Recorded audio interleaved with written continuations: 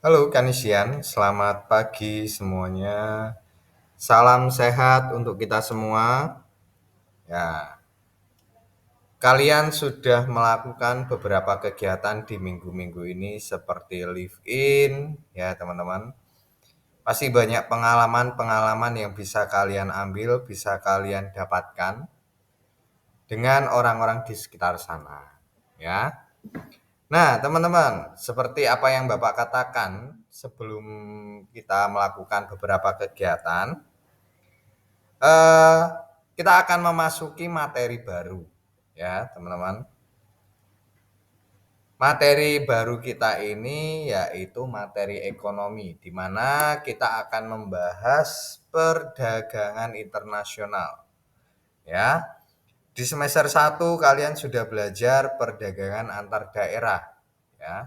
Perdagangan yang dilakukan oleh satu wilayah dengan wilayah lain, satu daerah dengan daerah lain tanpa adanya batasan, ya. Entah itu batasan negara, entah itu batasan eh, internasional, itu tidak ada.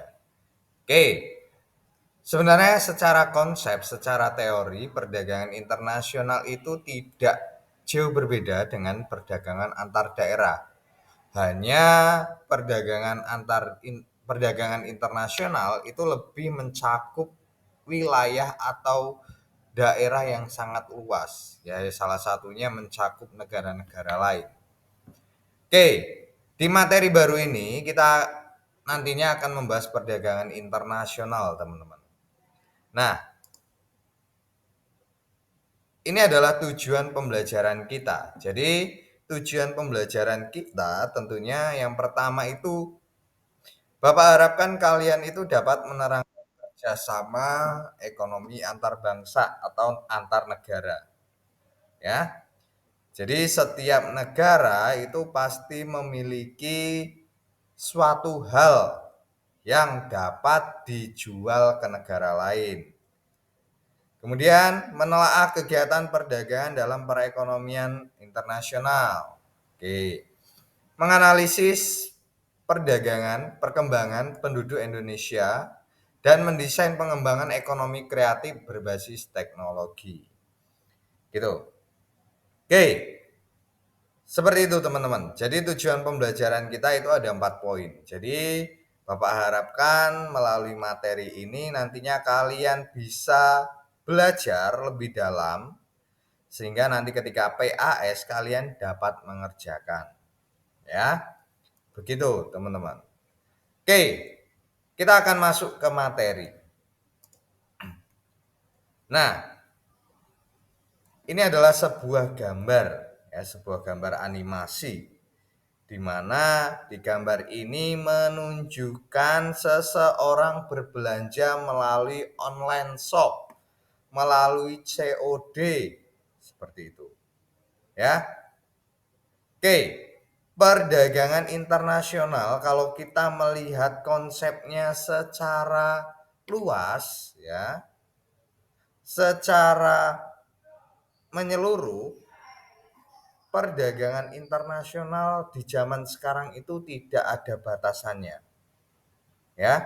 Jadi ketika kalian ingin membeli barang di suatu negara, di suatu tempat, ya, kemudian misalnya kalian ingin membeli sepatu di luar negeri, itu kan banyak sekali platform-platform yang menyediakan atau eh, yang memfasilitasi kalian untuk berbelanja melalui online shop. Tidak perlu kalian harus ke luar negeri, misalnya. Aplikasi-aplikasi yang bisa kalian gunakan itu contohnya seperti Amazon, Alibaba, masih banyak lagi. Ya, itu teman-teman. Jadi perdagangan internasional itu adalah perdagangan yang dilakukan oleh satu negara dengan negara lain, satu bangsa dengan bangsa lain. Begitu. Oke, teman-teman, begitu ya. Jadi ketika kalian berbelanja melalui online di luar negeri itu juga termasuk ya namanya perdagangan internasional. Ya, perdagangan perdagangan yang dilakukan oleh satu negara dengan negara lain. Ya, nanti kita coba lihat faktor-faktor apa sih yang menyebabkan terjadinya perdagangan internasional atau faktor-faktor apa saja yang menghambat perdagangan internasional. Oke, di sini Bapak ada salah satu video yang mungkin bisa menjadi acuan ya atau bisa menjadi gambaran kalian bagaimana sih yang dimaksud dengan perdagangan internasional. Begitu.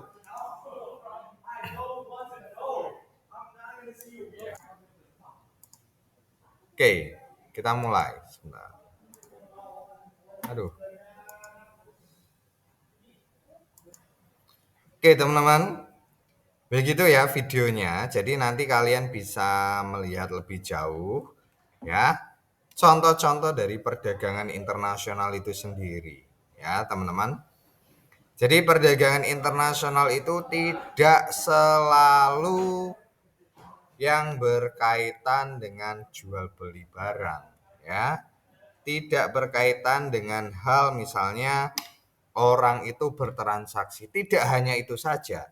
Tetapi dengan perdagangan internasional, negara satu dengan negara lain itu pasti akan bekerja sama. Jadi memiliki hubungan spesial ya. Memiliki hubungan yang istimewa.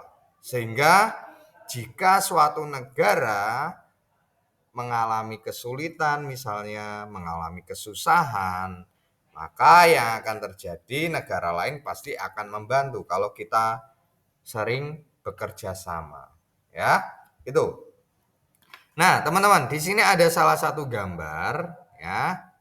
Gambar ya seperti gambar awal tadi, di sini adalah gambar seseorang sedang memilih barang di platform belanja misalnya. Ini sepertinya di Aku-Laku ya. Karena merah gitu ya. Nah, sebelum kita masuk materi lebih jauh teman-teman, ya melalui gambar ini maka akan muncul sebuah pertanyaan-pertanyaan yang nantinya akan kita jawab teman-teman. Yang nantinya akan bisa kita kembangkan, akan bisa kita jawab satu persatu. Yang pertama, mengapa sih kok bisa terjadi kerjasama antar negara? Apa sih sebabnya? Kenapa kok bisa suatu negara itu melakukan perdagangan internasional misalnya? Kenapa suatu negara itu eh, melakukan jual beli barang? Kenapa tidak membeli atau membuat sendiri barang? Sehingga tidak harus melakukan atau mendatangkan barang dari luar negeri. Oke, nanti kita akan bahas satu-satu teman-teman. Ya, kenapa kok bisa terjadi kerjasama antar negara? Ini bisa kalian catat atau bisa nanti kalian ketika setelah video ini berakhir, kalian bisa mencarinya di internet misalnya. Bisa melihat videonya di YouTube misalnya. Ya. Oke, yang kedua. Kenapa sih kok iptek atau ilmu pengetahuan dan teknologi itu berpengaruh terhadap perkembangan perekonomian suatu negara? Oke, kalau kita melihat kondisi saat ini, ya, ekonomi atau perekonomian suatu negara itu biasanya tergantung terhadap ilmu pengetahuan dan teknologi yang dimiliki oleh suatu negara tersebut. Contoh yang bisa kalian menjadikan acuan itu adalah negara Jepang misalnya. Jepang negara yang bisa dibilang negara maju. Mereka itu sudah memiliki teknologi-teknologi yang sangat canggih misalnya. Pengetahuan-pengetahuan yang sangat maju dalam bidang pendidikan, ya, dalam bidang teknologi, ya.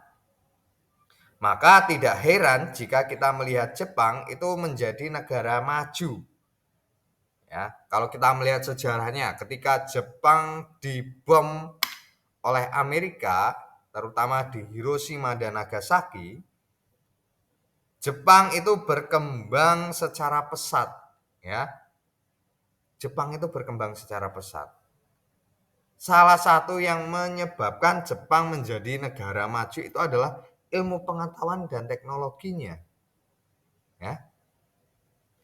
Itu ilmu pengetahuan dan teknologinya. Maka tidak heran lagi ketika kalian berlibur ke Jepang, masyarakat-masyarakat Jepang itu lebih memiliki pengetahuan yang tinggi. Ya, kalau kita bandingkan dengan negara-negara kita, negara Indonesia, kalau masalah pengetahuan, masalah teknologi kita masih tertinggal jauh. Ya, itu. Maka tidak heran ketika kita masih banyak mengimpor barang dari luar negeri. Ya atau tidak? Ya kan? HP misalnya, laptop, mobil, kemudian apa lagi? Sepatu, ya. Kita masih impor dari luar negeri. Ya. Tuh. Walaupun kita juga punya produk-produk dalam negeri, tetapi kualitas yang dimiliki dalam negeri dengan luar negeri itu berbeda, teman-teman. Tuh. Ya. Jadi teknologi itu sangat berpengaruh. Ya. Sangat berpengaruh terhadap perkembangan perekonomian. Itu. Oke, next. Nah, ini adalah pengertian dari perdagangan internasional sendiri.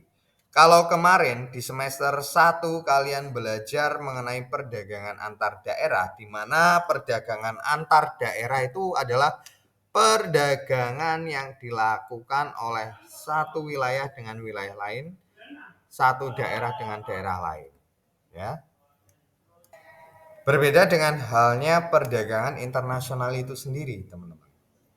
Ya, kalau perdagangan antar daerah itu hanya mencakup beberapa wilayah dalam satu negara yang sama, kalau perdagangan internasional itu dengan negara lain, ya, maka pengertian dari perdagangan internasional itu sendiri adalah suatu proses tukar menukar atau jual beli barang, bahkan jasa yang terjadi antara dua negara atau lebih. Ya, tuh.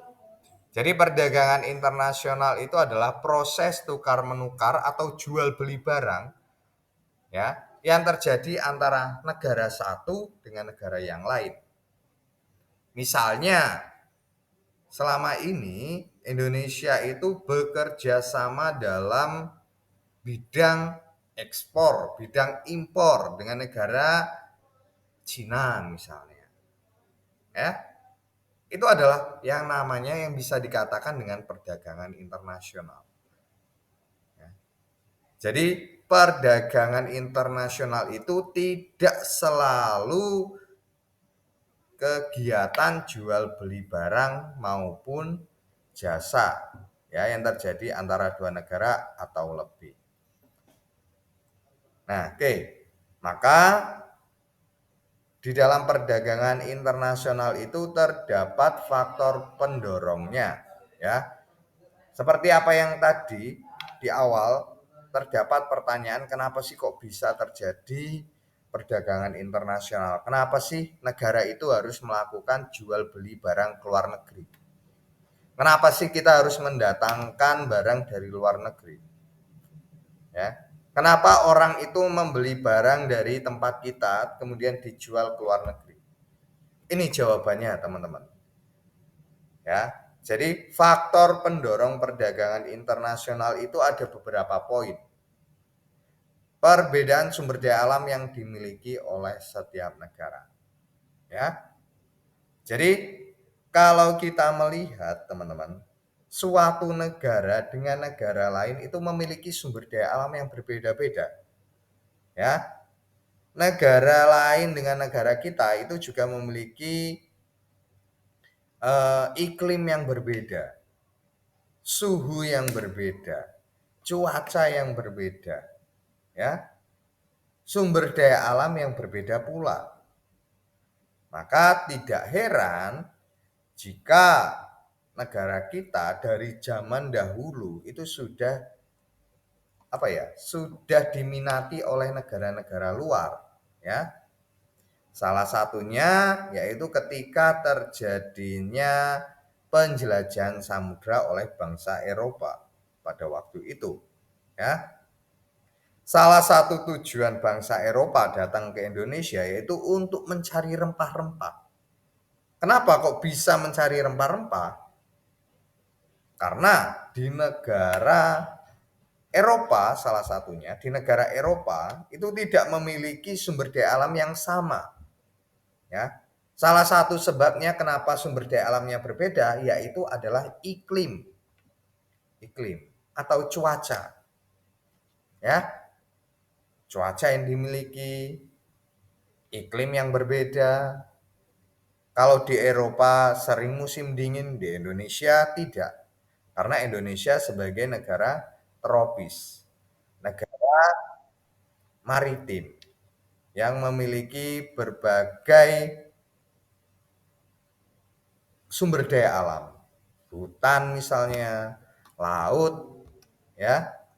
Jadi kalau kita berbicara Indonesia, kita cukup patut bersyukur bahwa Indonesia itu merupakan negara yang bisa dikatakan negara yang kaya, ya. Tuh. Perbedaan sumber daya alam yang dimiliki oleh setiap negara. Untuk memenuhi negara, ya, misalnya negara Amerika, ya. Amerika itu dengan kondisi iklim yang bisa dikatakan berbeda dengan Indonesia, ya. Untuk memenuhi kebutuhan-kebutuhan mereka, untuk memenuhi hajat hidup mereka, ya. Karena sumber daya alam di sana itu sulit, maka apa yang dilakukan? Mereka harus mendatangkan barang dari luar negeri. Dari Indonesia, dari Cina, dari Malaysia misalnya, dari Papua, ya. Itu.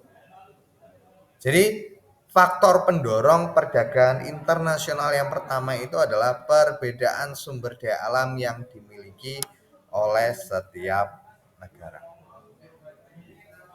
Oke. Oke, teman-teman. Kemudian yang kedua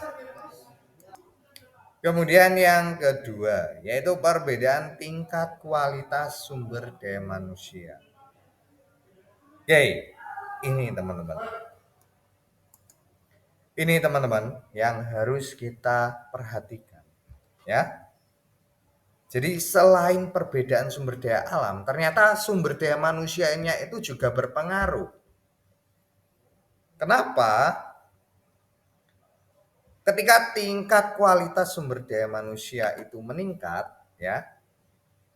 Ketika tingkat kualitas sumber daya manusianya itu baik, itu maju, ya, maka tidak mungkin negara itu akan mendatangkan barang dari luar negeri, tidak mungkin. Karena mereka sudah bisa dapat sendiri, ya, bisa membuatnya sendiri, ya. Mungkin mereka melakukan perdagangan internasional itu untuk meningkatkan devisa negara. Oke. Jadi kalau kualitas sumber daya manusianya itu baik, eh, kualitas sumber daya manusia, kualitas manusianya baik, kualitas pendidikannya baik, maka yang akan terjadi adalah negara tersebut pasti tidak akan mendatangkan barang-barang dari luar negeri. Bahkan mereka menjualnya ke luar negeri gitu. Dengan hasil yang mereka ciptakan, dengan barang-barang yang mereka ciptakan. Ya. Sampai sini paham ya, teman-teman? Jadi tingkat kualitas sumber daya manusia itu juga berpengaruh terhadap perdagangan internasional. Kalau suatu negara itu memiliki kualitas sumber daya manusia yang rendah, maka apa yang terjadi? mereka tidak akan bisa memanfaatkan yang namanya ilmu pengetahuan dan teknologi. Ya, apa yang terjadi kalau misalnya sumber daya manusia itu rendah? Ya, mereka tidak akan bisa menciptakan sebuah barang, mengelola sebuah barang. Ya, salah satunya Indonesia sajalah. Kita melihat beberapa contoh di negara kita. Kita menjadi negara yang memiliki kebun sawit yang sangat luas, ya. Tetapi dari hasil kebun sawit itu mereka tidak bisa mengolahnya karena keterbatasan dengan tingkat kualitas sumber daya manusianya itu sendiri, ya. Maka mau tidak mau mereka harus mengimpor atau mengekspor barang dari luar negeri. Untuk apa? Untuk memenuhi hajat hidup mereka, untuk memenuhi kebutuhan-kebutuhan hidup sehari-hari mereka. Ya, itu teman-teman. Kemudian yang ketiga, yaitu perbedaan ilmu pengetahuan dan teknologi. Ini sudah Bapak jelaskan, ada kaitannya. Jadi ketika suatu negara itu memiliki ilmu pengetahuan dan teknologi yang tinggi, yang baik, maka tidak mungkin mereka akan melakukan yang namanya impor barang dari luar negeri. Bahkan jika ilmu pengetahuan dan teknologi suatu negara itu maju, mereka akan membuat barang dan kemudian dijual ke negara lain. Sehingga apa? Sehingga mereka akan mendapatkan devisa atau keuntungan-keuntungan yang sangat tinggi. Gitu. Gitu, teman-teman. Jadi ada perbedaan sumber daya alam, perbedaan tingkat kualitas sumber daya alam manusia, perbedaan ilmu pengetahuan dan teknologi, yang terakhir perbedaan harga barang, produksi, dan selera. Ya, teman-teman. Jadi kalau kita berbicara harga misalnya, kalau kita berbicara produksi, kalau kita berbicara selera, ya, ini pasti sering terjadi dalam kehidupan kita sehari-hari. Contohnya ketika kalian membeli sepatu dari luar negeri atau brand-brand dari luar negeri, kalian rela mengeluarkan uang banyak, tetapi mendapatkan kualitas yang sangat tinggi. Ya. Misalnya kalian disuruh memilih sepatu brand lokal atau brand luar, pasti kalian akan memilih yang namanya sepatu brand luar. Kenapa? Mungkin karena harganya mahal tetapi kualitasnya bagus. Harganya murah, kualitasnya bagus. Selera kalian akan barang tersebut misalnya. Nah, hal-hal inilah yang memicu adanya perdagangan internasional. Hal inilah yang membuat atau yang menyebabkan terjadinya perdagangan internasional. Ya. Tidak mungkin dong ketika kalian selera dengan barang tersebut, kalian tidak membeli misalnya. Kalau kalian tertarik dengan brand luar, maka yang terjadi apa? Kalian harus membeli brand tersebut atau membeli barang tersebut dari luar negeri. Ketika kalian membeli barang dari luar negeri, maka terjadilah yang namanya transaksi atau jual beli, ya, yang dinamakan dengan perdagangan internasional. Begitu, teman-teman. Jadi itu pengertian dan faktor pendorong perdagangan internasional. Oke, kita lanjut. Sebelum nanti Bapak akan memberikan beberapa tugas kepada kalian yang nantinya bisa kalian kerjakan baik di rumah, misalnya baik di sekolah, itu terserah kalian. Ya. Yang selanjutnya yaitu perdagangan internasional itu juga terdapat faktor penghambatnya. Ya, teman-teman. Jadi di dalam perdagangan internasional itu juga terjadi faktor penghambat. Ya. Yang pertama, keamanan suatu negara. Ya. Keamanan suatu negara.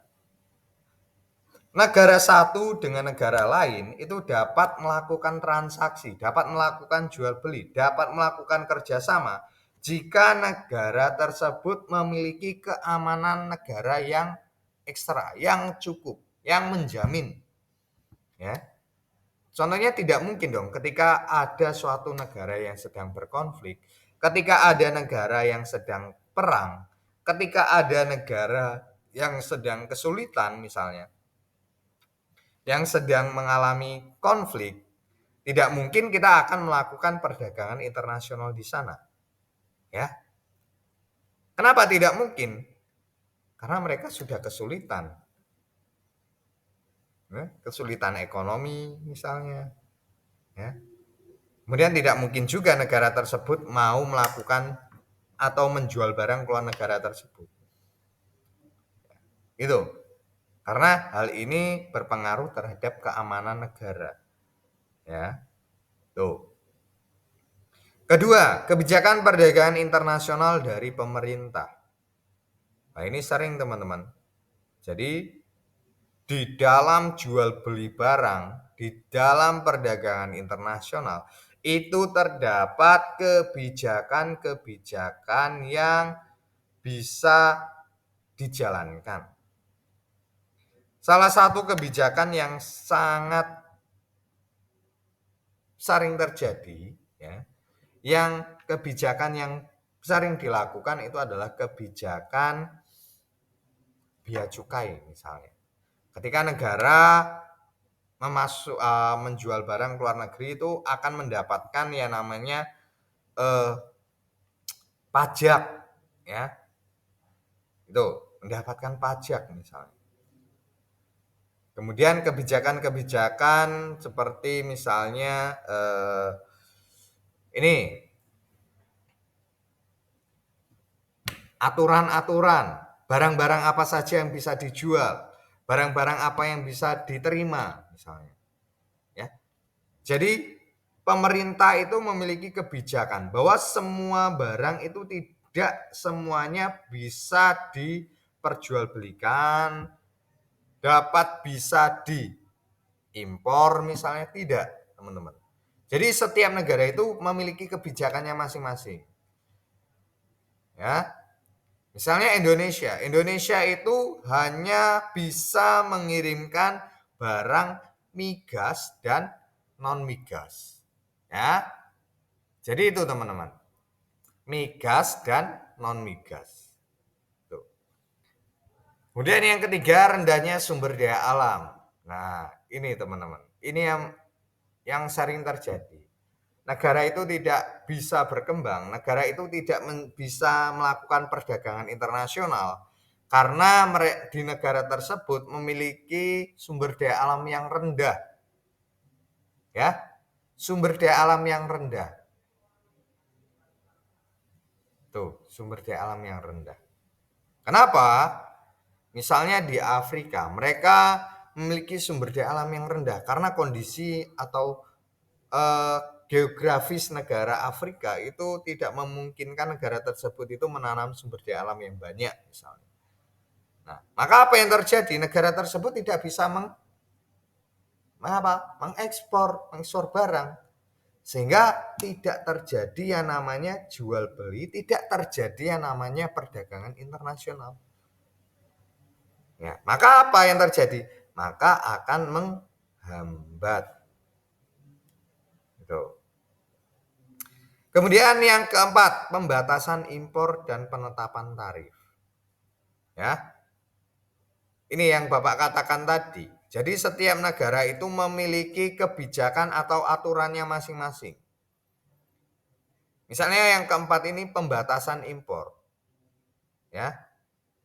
Ketika negara ingin menjual barang ke tempat kita, ya, negara kita itu sudah membatasi barang-barang apa saja yang bisa dikirim, barang-barang apa yang tidak bisa dikirim.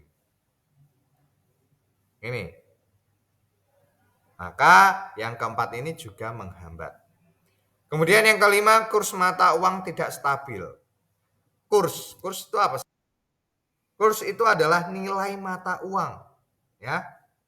Nilai mata uang itu seperti apa, Pak? Contohnya misalnya, $1 Amerika sama dengan Rp15.000 kalau misalnya dirupiahkan.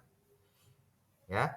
Jadi nilai mata uang $1 itu sama dengan Rp15.000. Nah, maka ketika nilai mata uang di setiap negara atau di suatu negara itu tidak stabil, mengalami kenaikan misalnya. Ya. Misalnya $1 Amerika itu memiliki nilai itu sebesar 20.000. Maka apa yang terjadi? Yang terjadi adalah apa? Yang terjadi kita akan mudah misalnya untuk mengekspor barang, akan mendapatkan keuntungan yang banyak. Ya, ketika kita mengekspor, karena nilai mata uangnya itu kan akan tinggi. Salah satu yang menyebabkan kurs mata uang tidak stabil itu adanya inflasi di suatu negara. Ya, itu teman-teman. Yang keenam itu adalah dumping. Dumping itu menjual barang secara murah dibandingkan di negara tersebut. Misalnya Cina menjual barang ke Indonesia.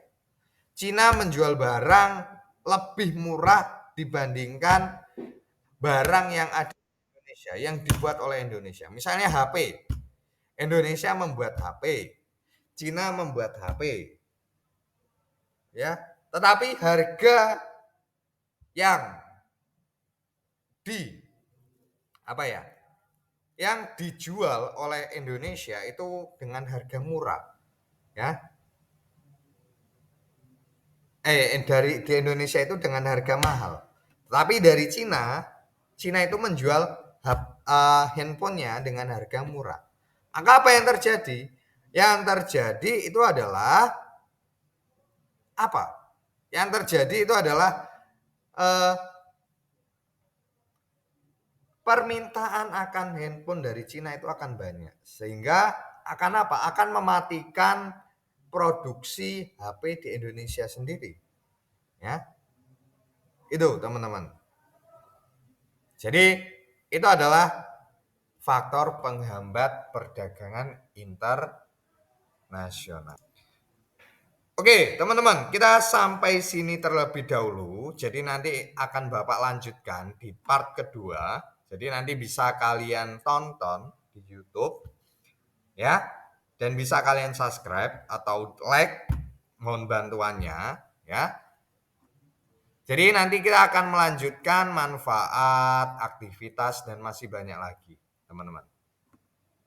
Jadi perdagangan internasional ini nantinya akan Bapak jadikan sebagai bahan penilaian untuk penilaian akhir semester atau PAS. Oke, jadi sampai sini terlebih dahulu para kanisian. Sampai bertemu di sekolah dan tetap semangat. Semoga apa yang menjadi harapan dan cita-cita kalian dapat terwujud dengan baik. Terima kasih kanisian, selamat pagi.